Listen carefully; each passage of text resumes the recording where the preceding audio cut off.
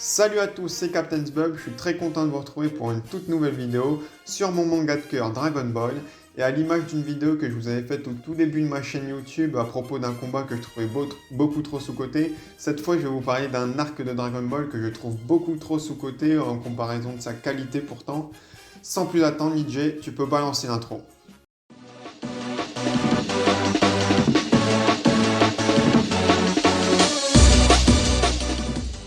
Vous l'aurez sans doute déjà compris au vu de la miniature, on va aujourd'hui parler du seul, du l'unique, du magnifique arc de l'armée du ruban rouge.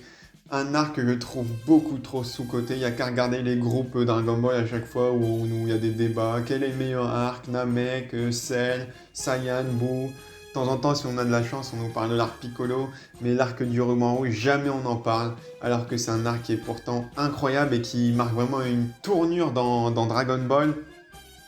Je pense qu'il souffre du fait, comme tous les arcs de la première partie, qu'il appartient à Dragon Ball et non à Dragon Ball Z, entre guillemets, vu que voilà, toute l'œuvre s'appelle Dragon Ball normalement.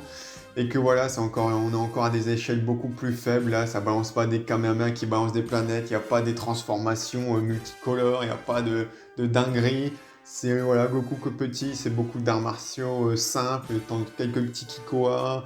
Les ennemis de Goku, c'est principalement des ennemis, voilà, c'est pas sexy comme ça. Mais je trouve que justement ça fait un petit charme à l'arc. Il n'y a pas besoin de se taper contre des extraterrestres venus de je ne sais où pour qu'il y ait de l'enjeu, de la tension. Même des humains random, ça suffit et on va le voir avec cet arc tout de suite.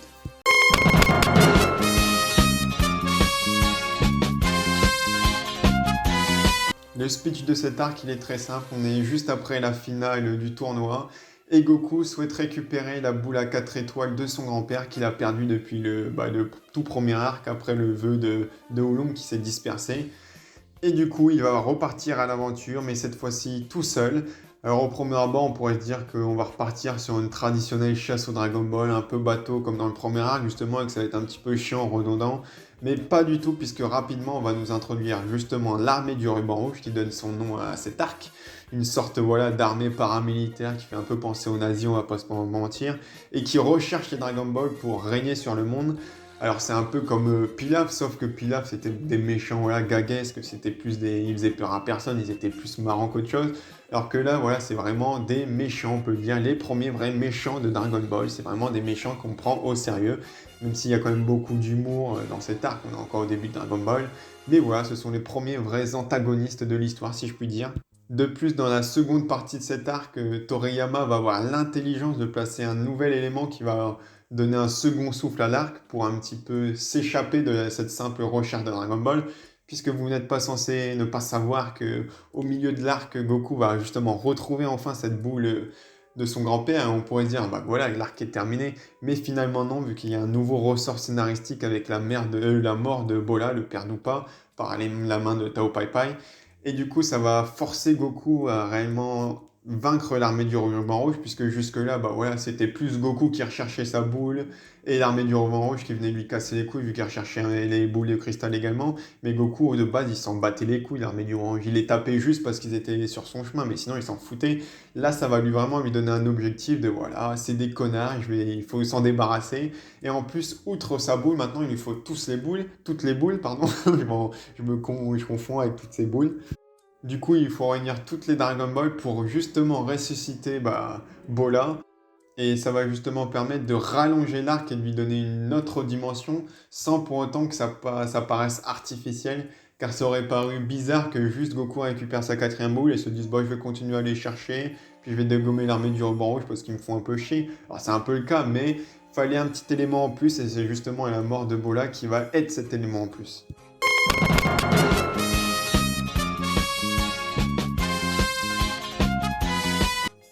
Si on vous dit arc de l'armée du ruban rouge, à quoi vous pensez? Certains me diront sûrement combat contre Tao Pai Pai, Tourkarine, Commandant Blue, voilà des choses là, mais moi je dirais avant tout une ode au voyage, parce que c'est ce que c'est cet arc avant tout. C'est un voyage, c'est voilà. On voyage avec, en même temps que Goku dans cet arc, on passe de plusieurs régions, on découvre vraiment le monde, alors on l'avait déjà découvert avec le premier arc, mais là on le découvre sur une autre facette. vu que ouais, c'est vraiment Goku qui découvre le monde de ses propres yeux tout seul, voilà. Il arrive dans une région nordique, il est chaud, il sait pas ce que c'est de la neige, il comprend pas.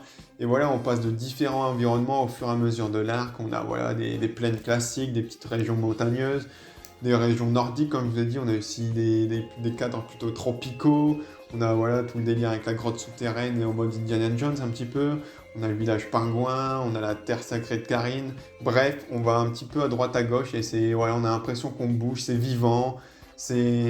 Voilà, c'est clairement l'arc typique du shonen où les héros partent à l'aventure, croisent des amis, des méchants sur sa route, va trouver un mentor. Voilà, c'est également l'arc où on va avoir le deuxième entraînement de Goku à chaque fois on l'oublie un petit peu, mais voilà, c'est son deuxième maître Karine dans l'ordre chronologique et plutôt un bon entraînement vu que ça tranche avec l'entraînement de Tortue Géniale où c'était plutôt fun et tout, et que c'était long. Là c'est plus court, c'est plus intense, c'est sur 3 jours, mais franchement moi j'adore me relire ce petit passage, la partie de l'escalade de la tour Karine qui quand même dure 5 pages, je crois, 5-6 pages. Alors dit comme ça paraît pas beaucoup, mais juste 5-6 pages où t'as juste Goku qui grimpe. Bah, je trouve que c'est impactant et ça montre que voilà, la tour Karine, c'est pas juste la tour du village d'à côté, c'est la tour sacrée que quasiment personne n'a réussi à grimper. Et voilà, et la surprise quand tu arrives tout en haut et tu croises quoi? Tu croises le gros chat de ton voisin. Et voilà, t'es choqué, t'es sur le cul, mais voilà, c'est toujours cette petite pointe d'humour, de gag qu'on a toujours dans Dragon Ball, comme je vous disais.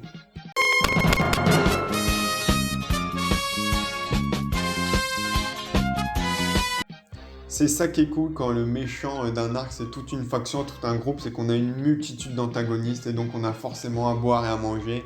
Alors il y en a forcément qui sont plus marquants que d'autres, il y en a qui sont un peu osef, il y en a qui puent la merde même peut-être, comme je sais pas moi le docteur qui attaque Tortue Géniale, lui on s'en bat les couilles, on sait même pas s'il a un nom officiel, mais il y a quand même des ennemis marquants et ça fait qu'il y a plusieurs styles de combat, il y a plusieurs styles d'antagonistes, c'est assez marrant, voilà. On a le cliché, enfin le sosie Terminator dans la tour du muscle, après on a le grand monstre, on a le petit ninja, le ninja violet pour le côté gag du combat, mais après on a le commandant Blue qui est un petit peu plus sérieux, mais en même temps il y a tout le côté où il est un petit peu homosexuel. Enfin, je suis pas homophobe, tiens, juste à te dire, hein. Mais c'est juste dans le manga, voilà, c'était à l'époque, donc on rigolait un peu de ça. Maintenant, ça passerait plus, mais voilà, on est dans les années 80, donc un homo, c'est marrant, j'ai envie de dire. Enfin, bref. Et après, on a tout, voilà, le Tao Pai Pai, évidemment, et le méchant le plus culte de cet arc. Le vrai bad guy, j'ai envie de dire, qui met pour la première fois dans l'histoire une véritable rouste à Goku, sa première défaite. Alors, il y avait la défaite avec au tournoi contre Jackie Chun, mais c'était quasiment une égalité, et en plus, c'était son maître, et il n'y avait pas vraiment d'enjeu là, il y a un enjeu, voilà, c'est son ennemi. Et du coup, c'est sa première défaite, il va lui montrer que voilà, c'est pas Superman, il n'est pas invincible, il peut perdre, donc il doit encore progresser, ne pas rester sur ses acquis.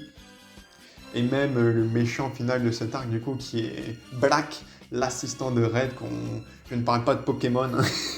Et du coup, il y a une petite surprise, voilà, avec la révélation que finalement, bah, il trahit son boss pour redevenir le boss final. Alors c'est sûr que maintenant, on lit ça aujourd'hui, c'est téléphoné, c'est pas très original, le petit gag avec Red qui voulait simplement grandir. Mais voilà, c'est efficace, faut se remettre aussi dans le contexte de l'époque. Et c'est plutôt sympa, ça fait un petit twist final où tout le long de l'arc, on se dit qu'est-ce que ça va donner l'affrontement Goku-Red, parce qu'il est tout petit, c'est un simple humain, et finalement c'est Black, qui arrive quand même à donner un bon combat à Goku avec sa machine. Voilà, comme je l'ai dit au début de la vidéo, on n'est pas encore à ce moment de l'histoire dans des échelles de puissance de malade, donc ça fait qu'on peut quand même avoir des combats intéressants malgré tout.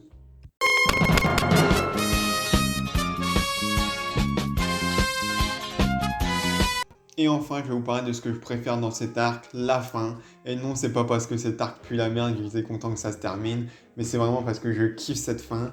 Alors ici, je parle pas je vais laisser de côté le passage avec Baba, le tournoi et tout, même si on peut le relier d'une certaine façon à cet arc, mais ici, je vais pas le prendre en compte. Mais voilà, j'adore cette fin, je la trouve tellement surprenante dans le sens où on a Goku qui vient à peine de vaincre Tao Pai Pai, qui, voilà, la revanche, qui est déjà un gros boss. Et là, on se dit que ça va un peu repartir sur le même rythme, en mode Goku va repartir à la recherche des Dragon Ball qui restent, et l'armée du Rebond va lui envoyer un nouveau gars, et ça va se taper, une nouvelle confrontation, ainsi de suite. Mais non, à peine Tao Pai Pai vaincu, Goku saute direct sur son Kintoun, pour aller où? Pour aller au QG de l'armée, et pour littéralement les génocider, et franchement, j'adore ce passage, car on s'attend pas du tout à ce que Goku parte direct à aller affronter le boss final. Voilà, on a l'impression qu'il grille les étapes, mais il en a rien à foutre. Pour faire une comparaison, c'est comme si dans Breath of the Wild, on allait direct taper Ganon avant de finir toutes les créatures divines. Bah là, c'est un petit peu ce que je ressens à chaque fois que je lis ce passage, et c'est pour ça que je trouve ça très surprenant. Et franchement, c'est super cool.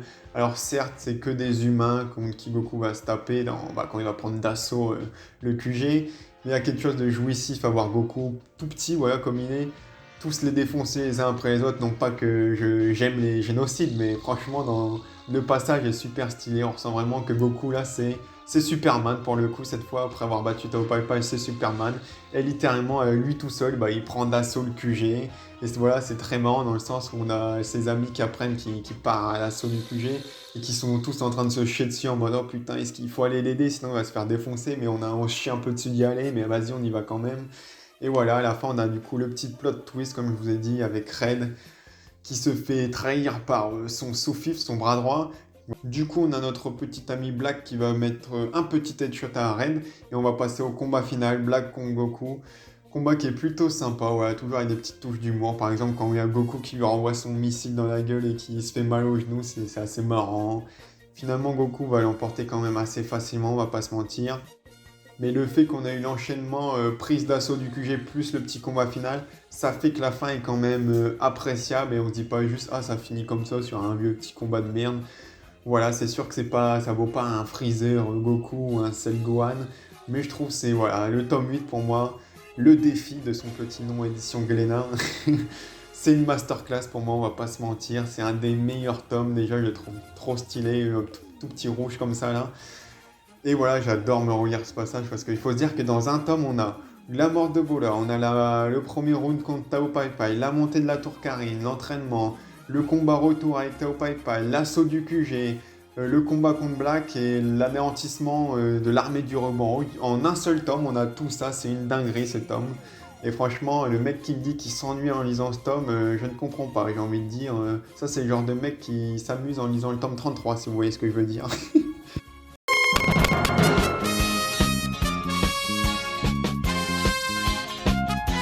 Du coup, pour conclure, je dirais que cet arc est une magnifique synthèse des deux arcs précédents. On a une recherche des Dragon Ball, mais tout en ayant des combats palpitants comme lors du 21e Tenkaichi Budokai.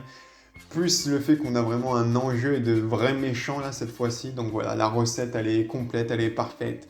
Et rien qu'en faisant cette vidéo, j'ai envie de relire voilà, l'arc du ruban rouge. Mais voilà, malheureusement, mes tomes de Dragon Ball sont chez mes parents. Donc faudra attendre et j'ai la flemme de lire en scan. Et de toute façon, voilà, je connais par cœur ce passage. Donc voilà, n'hésitez pas à me dire ce que vous avez pensé de cette vidéo, si vous aimez cet arc, peut-être que vous ne l'aimez pas, ou peut-être que voilà, il vous a pas spécialement marqué, c'est possible également. N'hésitez pas également à vous abonner si la chaîne vous plaît, et je vous dis à la prochaine pour une prochaine vidéo. Bye bye!